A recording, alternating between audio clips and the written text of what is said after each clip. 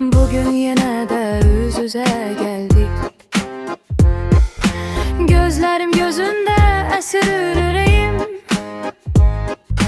Kaş ki bu anı mən uzada bilim. Danışım sevgimden, tutum elinden.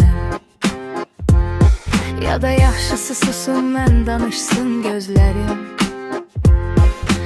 Əsən